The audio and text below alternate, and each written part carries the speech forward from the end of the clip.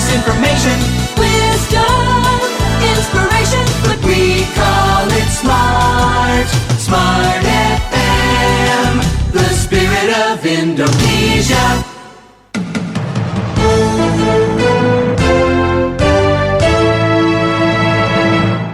Kembali Anda mendengarkan Smart Morning Bus. Smart Radio Talk. Smart FM, Radio Talk. Untuk mereka yang berbisnis pada masa pandemi, sekarang pun mereka tetap produktif. Karena mereka dibesarkan oleh kemajuan dibandingkan dengan generasi sebelumnya, mereka lebih berteman baik dengan teknologi. Generasi ini pun lebih melibatkan teknologi pada kehidupan. Apapun yang dilakukan hanya dalam satu genggaman, yaitu melalui smartphone. Dengan menggunakan perangkat tersebut, para millennials dapat menjadi individu yang lebih produktif dan efisien. Bukan hanya konsumtif, tapi mereka bisa menjadi produktif. Mereka berbisnis atau menjual produknya melalui digital marketing beserta ide dan kreativitas. Contohnya pada pandemi saat ini, masker atau desinfektan yang digunakan untuk mencegah menularnya COVID-19 yang sudah langka. Bukan hanya susah didapat, namun harga pun sudah di atas normal. Tapi bagaimana untuk kita tetap produktif di tengah masa pandemi COVID-19? Pagi hari ini saya sudah terhubung dengan dua narasumber dari lokasi yang berbeda ya. Ada yang dari Jakarta dan ada yang dari Kota Bitung. Saya sapa selamat pagi buat Syahnanto Nurdin selaku jurnalis Kompas TV. Selamat pagi Kang Anto. Selamat pagi Dentis dan warga Manado dan sekitarnya. Ya, Smart Listener ini Kang Anto dari Jakarta menyapa Smart Listener di Kota Manado ya. Siap. Semoga hari ini semangat menyongsong hari. Iya, baik. Jadi pagi di sana ini masih pukul 6:30 ya, Kang Anto ya? Iya, benar banget. Kebetulan habis hujan deras tadi pagi subuh. Oh ya, jadi Jakarta masih adem lah di Jakarta. Baik, jadi Jakarta masih hujan ya sampai saat ini ya, dari tadi malam ya gitu ya? Sudah reda sekarang. Oh iya, baik, oke. Dan saya sapa selamat pagi buat Nona cantik yang ada di ujung kota Cakalang, Kota Bitung. Selamat pagi Alfionita Lesar selaku Sales and Marketing Hotel. Selamat pagi Alfio. Halo semuanya, selamat pagi. Semoga hari ini kita bisa mengawalinya dengan doa dan senyum yang manis. Benar, ya, Gitu. luar biasa. Ya, pagi hari ini Smart Listener dengar suaranya Kang Anto ya, lebih disapa Kang Anto dan Vio.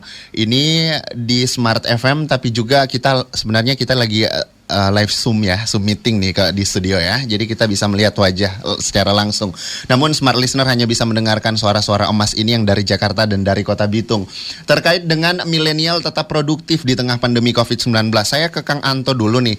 Bagaimana Kang Anto melihat pandemi COVID-19 ini yang kita tahu bersama sudah, kalau di Jakarta itu dari kapan Kang Anto? Bulan Februari ya?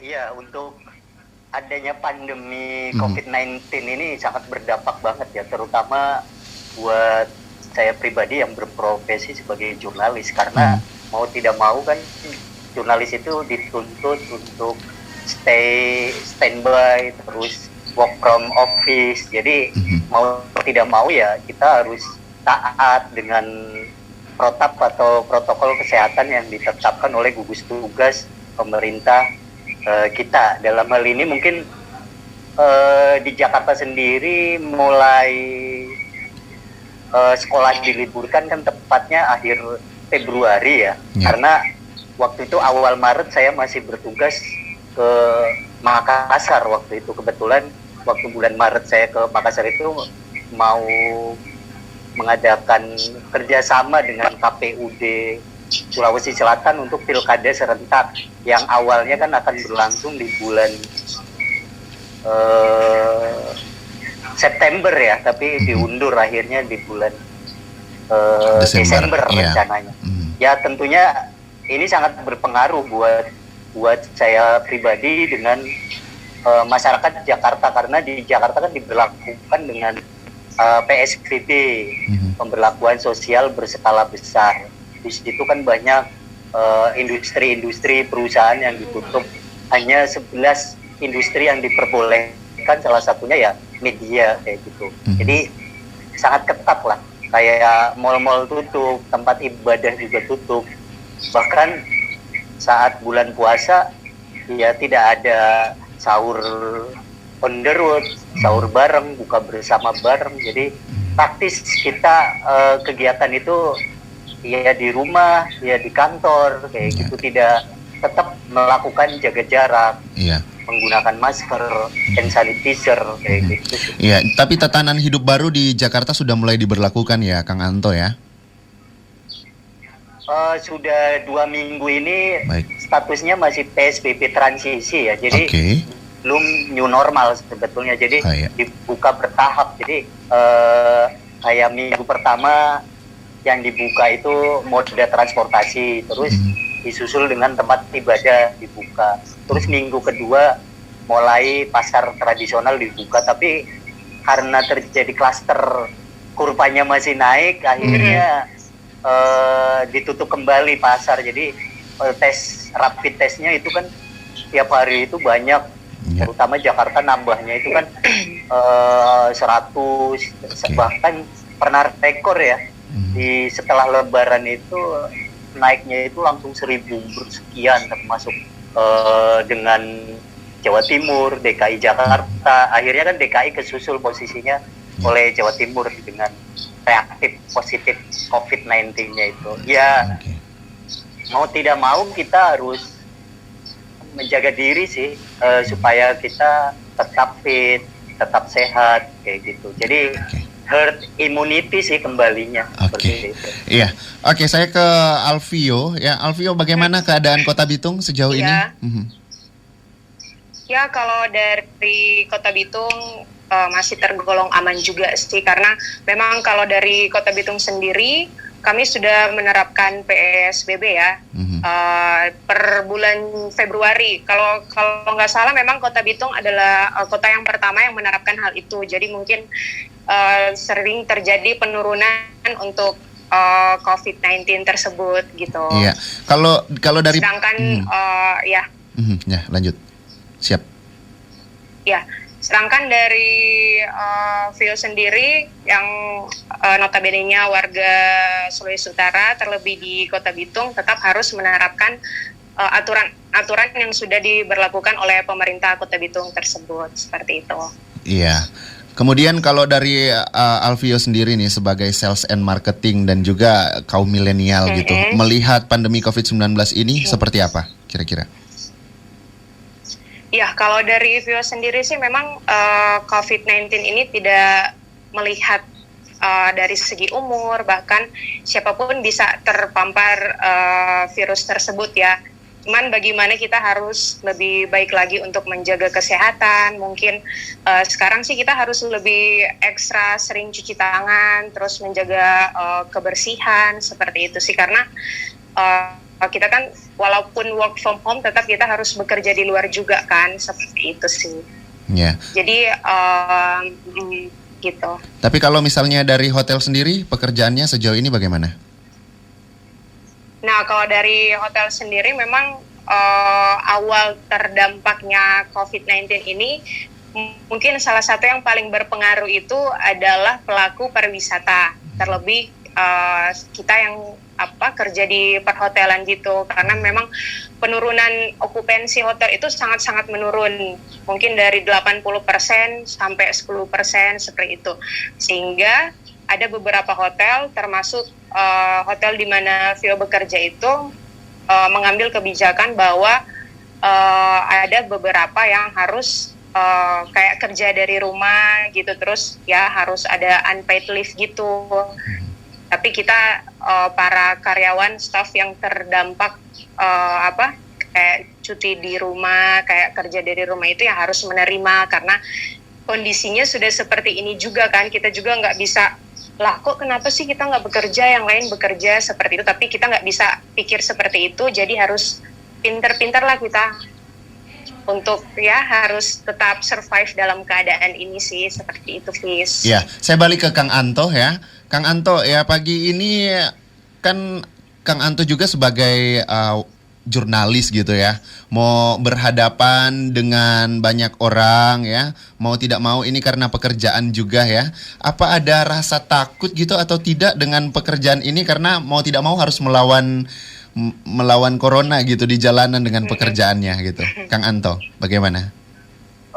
Bukan takut sih, awalnya memang kita ekstra hati-hati ya. Tapi setelah dibekali dengan pengetahuan tentang sosialisasi dari gugus tugas akan bahayanya COVID-19, ya kita jadi menjaga atau mencegah supaya lebih kepada menjaga diri ya. Bagaimana kita setiap ketemu membatasi ketemu orang, terus diusahakan dengan kalaupun mau janjian ketemu narsum menggunakan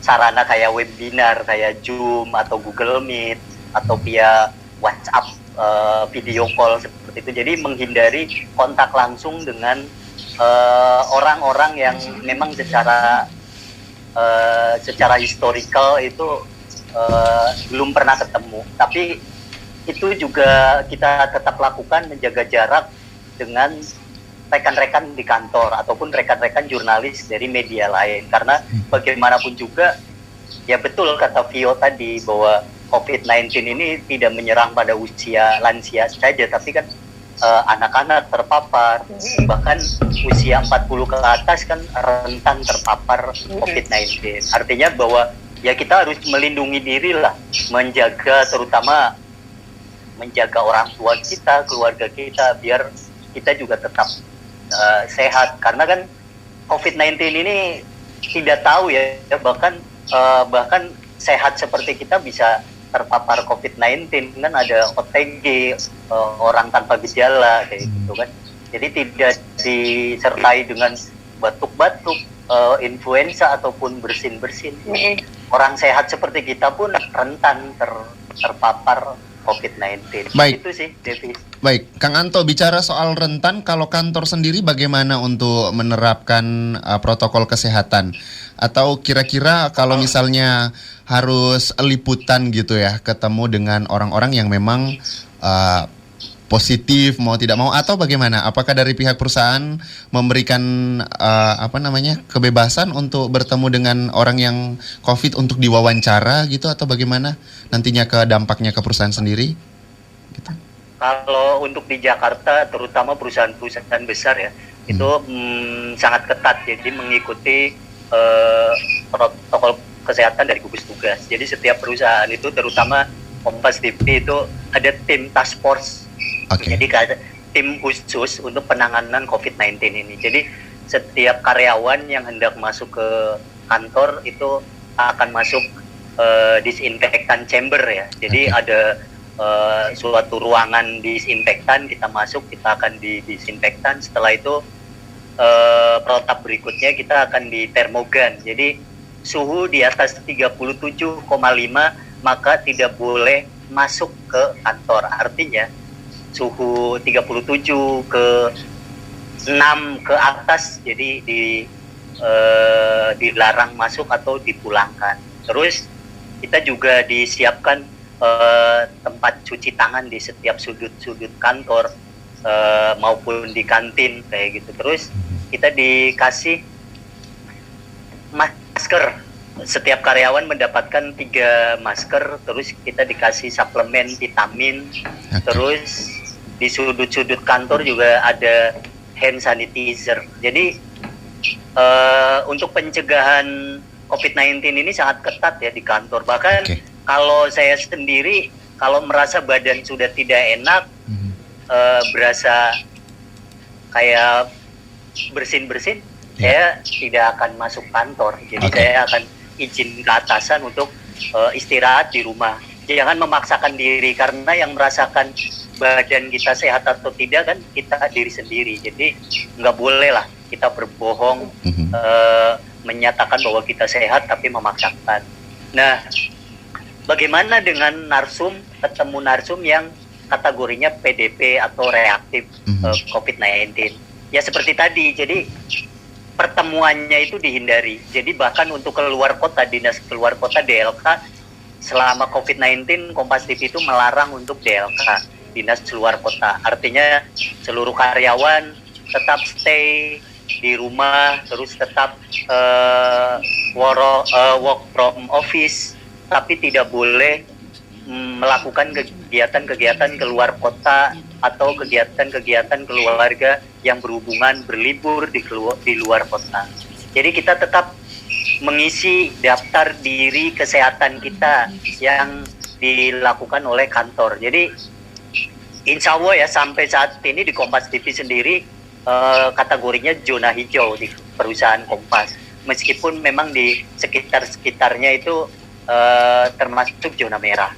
Artinya sampai hari ini belum ada karyawan Kompas TV yang dinyatakan COVID-19 untuk di Jakartanya ya. Siap.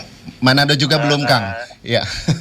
Alhamdulillah. Semoga jangan sampai. Jangan sampai. Oke, Kang Anto dan juga Alfio, nih cukup panjang perbincangan kita, masih cukup menarik. Kita nanti akan balik lagi di segmen kedua ya, dan merupakan segmen terakhir. Bagaimana nanti milenial produktif tetap di tengah pandemi COVID-19. Kita bahas di bagian berikutnya. Kang Anto dan Alfio tetap bersama kami di Smart FM Manado. Terima kasih Smart Listener, Anda masih tetap bersama kami di pagi ini. Kita masih bahas tentang milenial tetap produktif di tengah pandemi COVID-19. Kita masih bersama dengan Syananto Nurdin selaku jurnalis Kompas TV dan Alfio Nita Lesar ya, Sales and Marketing Hotel. Nih bagaimana nih sebenarnya, saya ke Alfio dulu nih ya. Bagaimana Alfio memanfaatkan aktivitasnya karena work from home, bagaimana memanfaatkan aktivitasnya di tengah pandemi? Iya, selain kita work from home, jadi kita tetap sebagai profesi sales marketing, kita tetap kerja walaupun cuman by phone juga sih. Kayak salah satu contoh, kita broadcast untuk promo-promo yang ada di tempat kerja, yang ada di hotel. Namun ya untuk pada saat pandemi ini dari per Februari, Vio sudah memulai ada usaha kecil-kecilan lah. Kayak jualan-jualan gitu, jualan online. Dan itu sih masih sampai sekarang. Jadi paling nggak kita harus produktif lah, walaupun kita hanya stay di rumah. Jangan hanya berdiam diri, karena apalagi bagi Vio maupun Kang Anto juga, Davis juga kan pasti kita orangnya yang yang kayak kerja gitu. Oh begitu ya. Nah, ketika kita kena dampak dari pandemi ini, pas cuman diam di rumah aja, kayak aduh kok kita harus gimana gitu biar ada kerjaan gitu ya. Makanya Vio memilih untuk ya tetap kayak jualan, walaupun jualan makanan sama jualan hotel bebarengan juga sih gitu.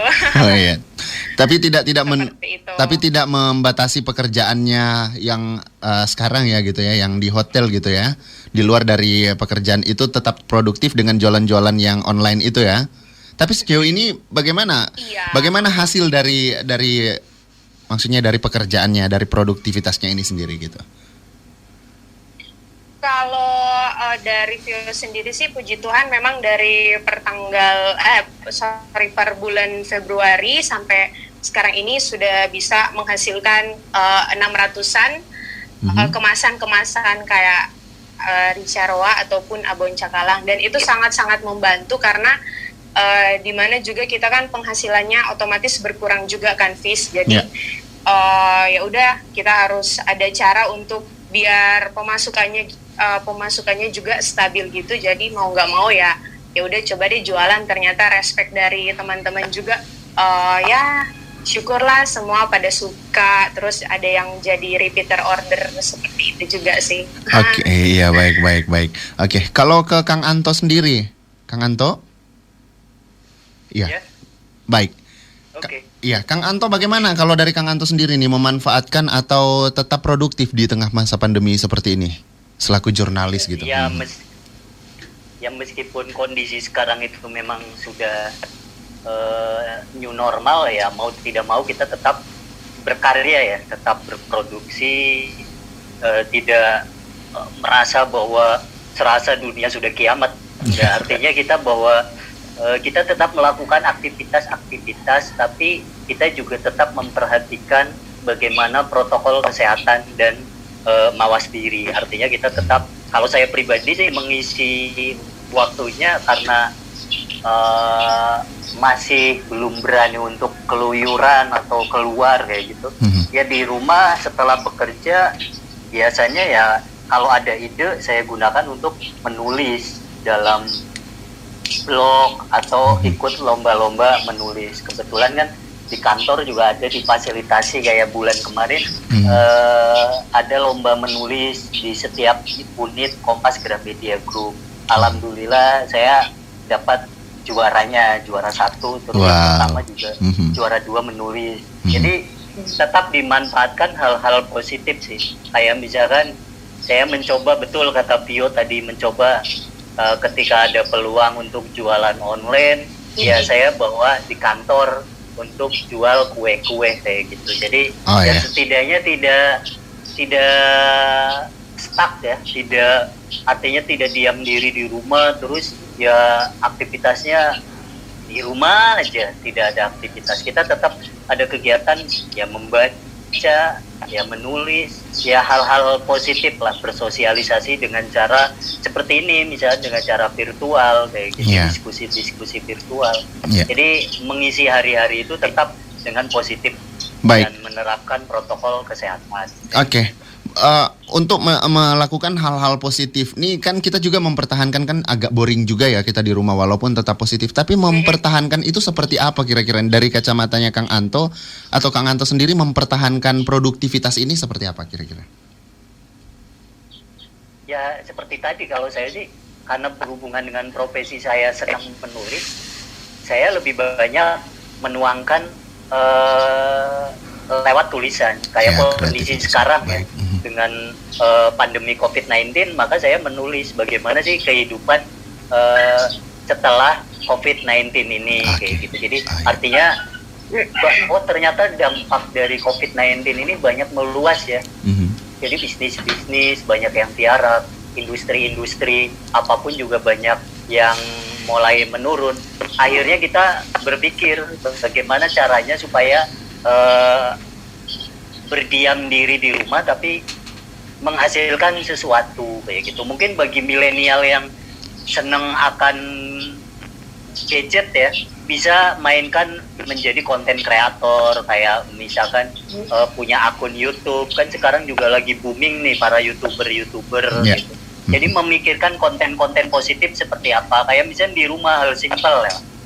Misalnya tidak terpikir oleh orang, misalnya konten yang sederhana, misalnya mungkin untuk kuliner itu tidak akan mati ya kayak Vio, bisa jadi itu diambil visualnya terus di-upload di YouTube, bagaimana cara misalkan sambal roa-roa yang enak, tipsnya seperti apa ya, bisa jadikan potensi jualan konten kayak gitu. Jadi jangan khawatir lah buat para milenial, kalau memang kondisinya memaksa supaya tidak bisa keluar, tidak bisa berkerumun, tidak bisa ngopi-ngopi di kafe, kan masih bisa dengan cara virtual seperti ini kayak gitu. Jadi tetap berproduktif lah.